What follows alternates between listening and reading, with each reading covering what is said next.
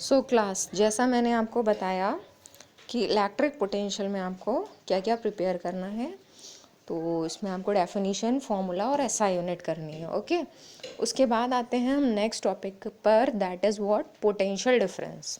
ठीक है, तो पोटेंशियल डिफरेंस जो है उसकी डेफिनीशन क्या बनेगी, तो वैसे तो आपको पता है कि लिख सकते हैं कि it is the difference in the potentials of the two terminals, लेकिन जो प्रॉपर डेफिनेशन होगी that will be in this form, इसी फॉर्म में लिखना होगा। ठीक है, तो कैसे लिखेंगे, बहुत इजी है। अगर आप बस एक्सप्लेनेशन को ही ध्यान से सुन लेते हैं तो it's my guarantee to make you learn the physics बहुत अच्छी तरह से आप समझ जाओगे, बहुत अच्छी तरह से आपको आ जाएगी। ओके, रटना कुछ भी नहीं है, बस समझना है। अब आपने यहाँ बोला था कि it is the work done per unit charge, कहाँ से चार्ज को लाना था, इन्फिनिटी से एक पॉइंट तक। अब यहाँ पर क्या करना है, सेम डेफिनेशन है, एक चीज़ का डिफरेंस है। आपको पता है यहाँ पर चार्जेस ऑलरेडी प्रेजेंट है, एक प्लस पे है एक माइनस पे है, बस चार्ज को चलाना है। कहाँ से चलाना है, प्लस वाले से माइनस वाले टर्मिनल तक लाना है। तो इसका मतलब इन bringing the charge from infinity नहीं होगा, क्योंकि इन्फिनिटी से ऑलरेडी हम ले आए हैं। कहाँ से कहाँ तक होगा, from one point to another. ठीक है, तो वन पॉइंट कौन सा, पॉजिटिव वाला, अनदर वाला कौन सा, नेगेटिव वाला। तो सर्किट में जैसे अगर आप सर्किट डिज़ाइन करके दिखाते हैं ना, तो this is the simple circuit. तो ये प्लस टर्मिनल है, ये माइनस है। चार्ज को कहाँ से कहाँ चलाना है, प्लस से कहाँ तक ले जाना है, माइनस तक। तो डेफिनेशन क्या बनेगी कि it is work done per unit charge in bringing the charge from one point to another. और फिर से आप इसको स्किप करके क्या लिख सकते हैं, इन अ क्लोज्ड सर्किट। तो मुझे लगता है कोई भी प्रॉब्लम नहीं होगी इतनी इजी डेफिनेशन को याद रखने में, कि it is work done per unit charge in bringing the charge from one point to another in a closed circuit.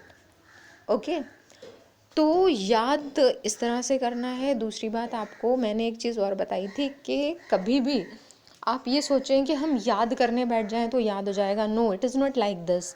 आप लिपसिंग करिए, बोलिए डेफिनेशन को, आप बार बार बोलेंगे, एक बार बोलेंगे, 5 टाइम्स बोलेंगे, 10 टाइम्स बोलेंगे। जब बोल कर देखेंगे तो automatically it will be in your mind. आपको याद नहीं करना पड़ेगा, अपने आप से आपके माइंड में आ जाएगी। तो किसी भी डेफिनेशन को जब पढ़ाया जा रहा है तो आप उसको एक बार अपने आप से बोल के देखा करिए कि आपको कितना समझ में आया। जो वर्ड आपको याद नहीं रहा उसको एक बार फिर से देख लिया, फिर से बिना देखे बोल कर देखा आपने। ठीक है, तो लर्न मत करिए, उसको बोलिए बार बार। तो अगेन आई एम रिपीटिंग कि इट इज़ वर्क डन। एक बार पोटेंशियल की डेफिनेशन देख लेते हैं। It is work done per unit charge in bringing the charge from infinity to a point in a close circuit. और एक बार पोटेंशियल डिफरेंस देख लेते हैं। It is work done per unit charge in bringing the charge from one point to another in a close circuit. Okay, तो I hope कि अब दोनों में डिफरेंस बहुत अच्छे से आपको समझ में आ गया कि पोटेंशियल क्या होता है और पोटेंशियल डिफरेंस क्या होता है। अब दूसरी बात, जो सिंबल है वो पोटेंशियल का सिंबल जो है वो वी बनाया जाता है, लाइक दिस, कैपिटल वी है। और पोटेंशियल डिफरेंस का जो सिंबल है, हमेशा जो भी चीज़ें डिफरेंस के साथ में होती है ना, वहाँ डेल्टा लगा देते हैं। ये सिंबल डेल्टा कहलाता है, जो ट्राइंगल जैसा होता है। तो पोटेंशियल डिफरेंस का सिंबल क्या होगा, डेल्टा वी। ओके, बस इतना ही डिफरेंस है दोनों में। उसके बाद आता है नेक्स्ट इम्पॉर्टेंट पॉइंट कि इसका फॉर्मूला और एसआई यूनिट क्या होती है। तो इसका फॉर्मूला और एसआई यूनिट बिल्कुल वही हैं जो फॉर्मूला और एसआई यूनिट है इलेक्ट्रिक पोटेंशियल का। ओके, तो इसका फॉर्मूला भी W/Q होगा, इसकी यूनिट भी वोल्ट होगी, बस डिफरेंस किसका होगा, सिंबल का होगा। तो take care of all these things. उसके बाद आता है ये वाला पॉइंट। कुछ स्टूडेंट्स को मैंने ये नोट करा भी दिया था कि जो इलेक्ट्रिक करंट होता है इसको मेज़र करने की जो डिवाइस होती है, जो लैब्स में यूज़ होती है, उसका नाम होता है एमीटर। इसी तरह से पोटेंशियल डिफरेंस मेज़र करने की जो यूनिट होती है उसका नाम होता है वोल्ट मीटर। ओके, और एमीटर को सर्किट में कनेक्ट किया जाता है सीरीज़ में। सीरीज़ का मतलब कि जैसे अगर आपका ये जो है सर्किट है और इसमें आपने, जैसे मैंने बताया कि ये डिवाइस लगी है, कनेक्टिंग वायर्स हैं, स्विच लगा है, तो एमीटर कहाँ लगाएंगे, सीरीज़ का मतलब कि एमीटर को यहाँ पर लगा देंगे। सीरीज़ का मतलब होता है एक सेपरेट वायर ना लगाना पड़े, जो वायर है उसी के साथ में आप कनेक्ट कर दें। तो यहाँ पर देखिए जो वायर है उसी के साथ में कनेक्ट कर दिया है, तो ये कहलाता है सीरीज़ कनेक्शन। इसी तरह से अगर हमें पैरेलल कनेक्शन करना है तो कैसे करते हैं, तो पैरेलल कनेक्शन के लिए वही बेसिक सर्किट डायग्राम ऐसे करके बनाया और यहाँ डिवाइस लगी है और इस तरह से कनेक्ट किया। पैरेलल के लिए हमें सेपरेट वायर लगाना पड़ता है, तो यानी कि एक वायर अलग से हमने यहाँ कनेक्ट किया और ये वोल्ट मीटर लगाया। तो इसका मतलब अगर एक अलग ब्रांच आपको बनी हुई दिखाई दे रही है तो that is known as parallel combination. अगर उसी में लगा है तो वो सीरीज कॉम्बिनेशन कहलाता है। तो ये बहुत इंपॉर्टेंट टॉपिक है, क्योंकि यहाँ से जो है वो रीजनिंग के क्वेश्चंस, कॉन्सेप्चुअल क्वेश्चन एग्जाम में बहुत पूछे जाते हैं।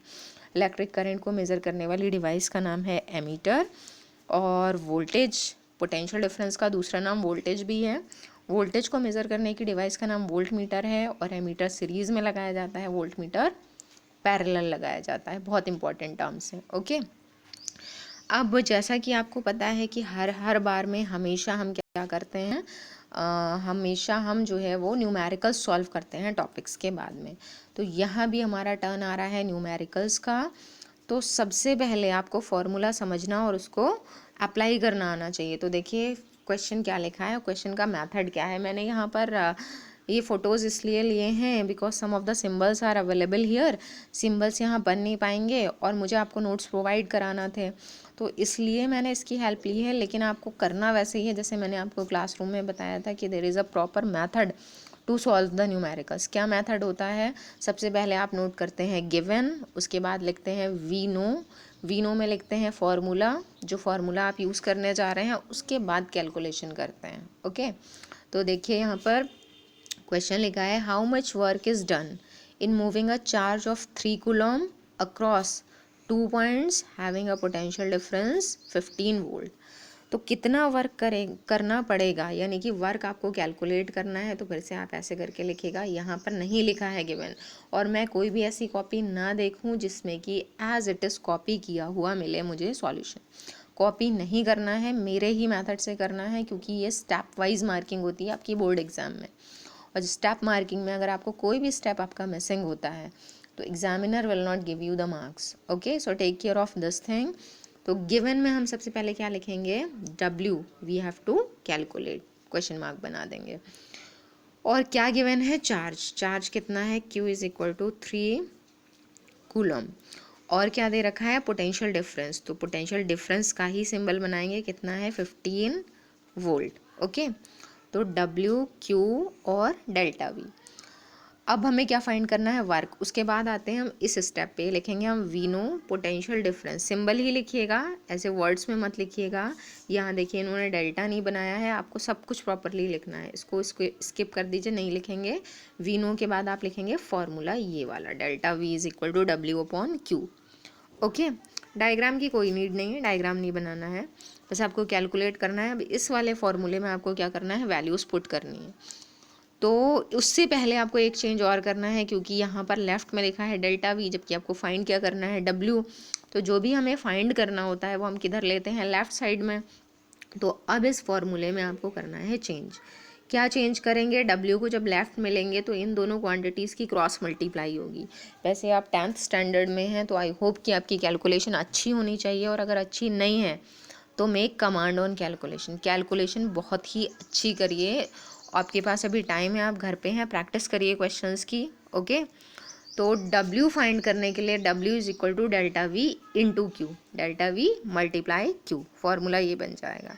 तो लुक एट दिस, देखिए यहाँ पर क्या हो जाएगा। तो ये आपने लिखा पोटेंशियल डिफरेंस, अब यहाँ पे इसमें ऐसे लिखा है फॉर्मूला चेंज, इस स्टेप को लिखेंगे इसके बाद में आप, ठीक है। ये कुछ नहीं लिखना है आपको, जैसे आप करते आए हैं वैसे ही करना है आपको।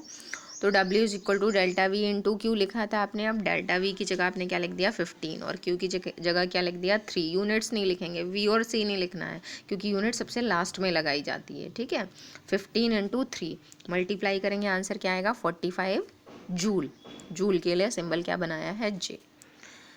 तो दिस इज़ द आंसर, ठीक है। इतना आंसर आपका आ रहा है, work done is equal to 45 joule. तो इस तरह से आपको क्वेश्चन सॉल्व करने हैं, और भी बहुत सारे क्वेश्चंस मैंने यहाँ दिए हैं, फिर होमवर्क के क्वेश्चंस भी इसी में हैं, आपको सेपरेटली प्रोवाइड नहीं किया जा रहा है। तो नेक्स्ट देखिए ये है हाउ मच एनर्जी। अब हाउ मच एनर्जी का मतलब क्या फाइंड करना है, वर्क, क्योंकि वर्क का ही अदर नेम, वर्क और एनर्जी इक्विवेलेंट होते हैं। तो अगर हाउ मच एनर्जी लिखा है तब भी आपको क्या फाइंड करना है, वर्क। तो जैसा अभी मैंने बताया था, W के आगे क्वेश्चन मार्क आ जाएगा। Is given to each coulomb, each का मतलब होता है 1, तो चार्ज कितना दे रखा है, Q is equal to 1 coulomb of charge passing through a 6 volt battery. तो यहाँ पर पोटेंशियल डिफरेंस नहीं दे रखा है, या फिर पोटेंशियल कोई भी सिंबल यूज़ कर सकते हैं आप दोनों में से। तो V या डेल्टा V कितना होगा, 6। ओके, तो चलिए देखते हैं एक बार कि कैसे इसको सॉल्व किया जाएगा। तो अब आपने फॉर्मूला लिखा V is equal to W upon Q। यहाँ से आपने W कर लिया लेफ्ट साइड में, तो V इंटू क्यू। V कितना है 6, Q कितना है 1, मल्टीप्लाई की आंसर है 6 जूल। ओके, तो अपने मेथड से करिए, इस तरह के स्टेप्स बिल्कुल नहीं दिखने चाहिए मुझे। स्टेप मार्किंग कैसे होती है, आई नो दिस, इसीलिए मैं आपको बार बार समझा रही हूँ कि हर एक स्टेप को लिखना है, ठीक है। फिर coming to the next question, इसमें देखिए, इसमें दे रखा है 80 जूल। इसका मतलब वर्क इज़ ऑलरेडी गिवन, तो आप नोट कर लेंगे W इज इक्वल टू, इसमें लिखा है 80 in moving a charge of 4 coulomb. तो Q कितना दे रखा है, 4 coulomb from one terminal of the battery to another, यानी कि यहाँ पोटेंशियल डिफरेंस आपको जो है फाइंड करना है। What is the potential difference, तो आप डेल्टा वाला फॉर्मूला लिखिएगा, delta V is equal to W upon Q, ठीक है। तो डेल्टा और लगा दीजिएगा इसमें, गिवन नोट करिए, फिर फॉर्मूला नोट करिए, उसके बाद में आपको क्या करना है, वैल्यूज़ पुट करनी है। तो अब यहाँ पर आपने वैल्यूज़ पुट की, ये है वैल्यूज़ 80 अपॉन 4, कैंसिल हो जाएगा, कितना आ जाएगा आंसर 20। तो 20 वोल्ट। वैसे ऐसा कंपलसरी भी नहीं है कि आप हर बार में डेल्टा लगाएं, क्योंकि यहाँ पर रिलैक्सेशन है, अगर आप V या डेल्टा V कोई भी सिंबल लिखते हैं तो it is valid. Okay, next question देखिए, ये आता है कि इफ़ 3 इंटू 10⁻³ जूल, तो ये क्या है, वर्क, क्योंकि यूनिट से भी हम आइडेंटिफाई कर सकते हैं, अगर वर्ड ना लिखा हो तो यूनिट्स भी याद रखिए। तो ये W है in moving a particle carrying a charge of charge, तो ये Q हो जाएगा, Q is equal to 15 into 10⁻⁻6 from infinity to a point. तो इसका मतलब ये पोटेंशियल है, what will be the potential, आपको V फाइंड करना है, तो ये फॉर्मूला लिखना होगा। अब यहाँ 10 की पावर्स हैं, तो थोड़ा सा कैलकुलेशन पे आपको कमांड करनी होगी, 10 की पावर वाली भी मैंने आपको समझाई है क्लास में।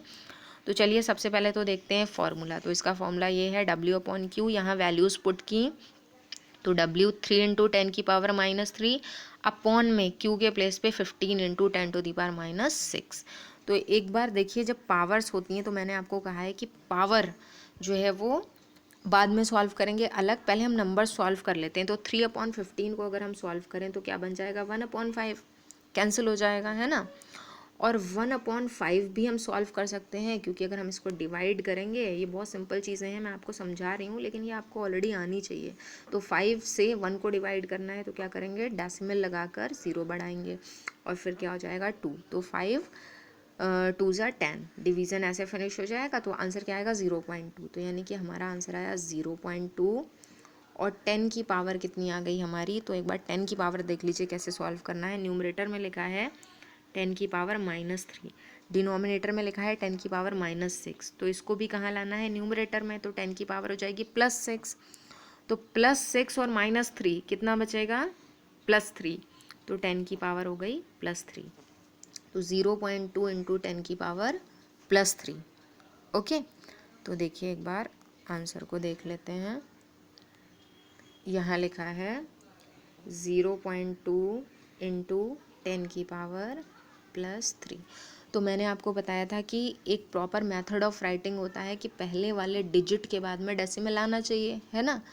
और उसके साथ एक चीज़ और ध्यान रखनी पड़ती है कि 10 की पावर्स अगर बहुत ज़्यादा होती हैं तब हम ये मेथड अप्लाई करते हैं। अगर 10 की पावर इतनी है कि उसको यहाँ लगा कर लिखा जा सकता है, तब तो इट्स ओके। तो यहाँ 10 की पावर कितनी है, 3, तो यानी कि 10 की पावर 3 1000, इतने ज़ीरो तो ईजिली लगाए जा सकते हैं। तो देखिए अगर हम ये लगाएंगे तो 0.2 का मतलब डेसिमल एक पावर में तो इधर शिफ्ट हो जाएगा, बचेंगी 2 पावर्स, तो उसको इसके आगे लगा देंगे, तो 200 जूल। ओके, सॉरी 200 वोल्ट, तो ये आएगा आपका आंसर 200 वोल्ट।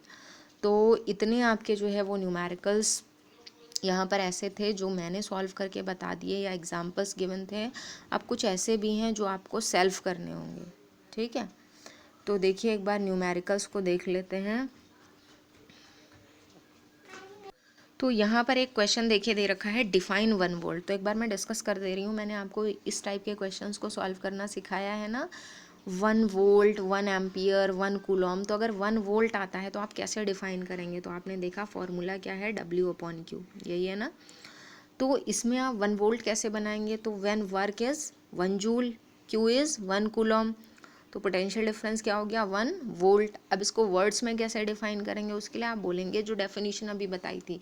अब देखिए फिर से डेफिनेशन को रिकॉल करने का टाइम आ गया कि it is the work done per unit charge in bringing the charge from infinity to a point in a close circuit, यही था ना।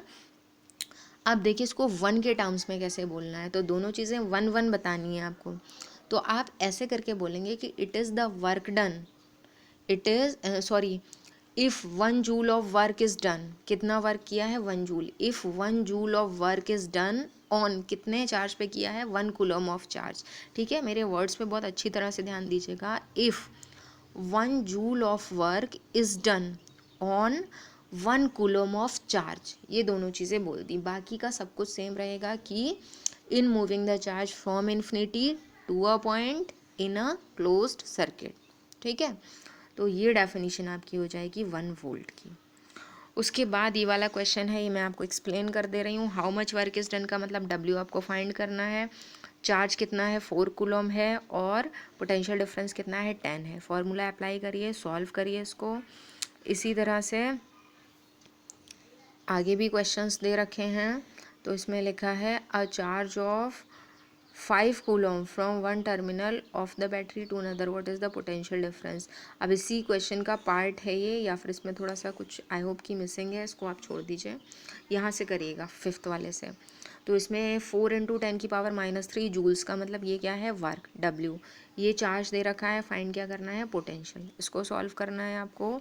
How much work is done in moving a charge of this, तो यहाँ पर आपको ये सारे question जो हैं 4 से स्टार्ट करके 4 5 6 7 8 9 ये आपके होमवर्क हैं। और एक काम मैं कर रही हूँ कि सेपरेटली मैं इसको सेंड भी कर दे रही हूँ एज अ होमवर्क पार्ट। ठीक है, मैं एक बार इसको सेंड कर दे रही हूँ कि होमवर्क पार्ट में आपको कितने क्वेश्चंस करने हैं, ताकि आपको याद रहे, ध्यान रहे। और मान लीजिए ये न्यूमेरिकल्स आप एक बार में नहीं कर पाते हैं, जैसे आपको लग रहा है कि बहुत ज़्यादा वर्क है, तो टेक योर टाइम। ये इसलिए है because your class standard is of board, तो उसके अकॉर्डिंग आपको जितने ज़्यादा न्यूमेरिकल्स की आप प्रैक्टिस करेंगे उतने ही आप परफेक्ट होंगे न्यूमेरिकल्स में।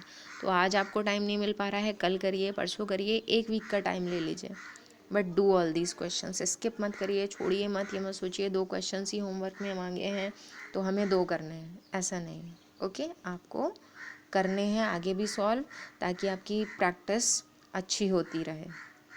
Okay, so take care of all these things and send your work daily. आपको अपना वर्क डेली भेजना है। अगर आप अपना वर्क नहीं भेजते हैं तो आपकी अटेंडेंस मार्क नहीं होगी। ओके, सेकेंड थिंग कि न्यूमेरिकल्स की प्रैक्टिस में अगर कोई भी ऐसा क्वेश्चन आता है जो आपको समझ में नहीं आता है, जिसमें आपको प्रॉब्लम होती है, तो you can ask that question to me, मुझसे पूछ लीजिए, सेंड करिए, मैसेज करिए। ओके, कॉल्स की जगह अगर आप मैसेजेस से पूछेंगे then it will be good, क्योंकि उसमें इमेजेस होती हैं, कॉल करके पूछेंगे तो उतना क्लैरिफाई नहीं हो पाएगा। ओके, तो सेंड योर मैसेज, क्योंकि मेरे पास आई हैव द 4 क्लासेस। अगर मान लीजिए मुझे उस दिन टाइम नहीं मिलता है, तो जब भी मुझे टाइम मिलेगा I will send you the solution. Okay, thank you.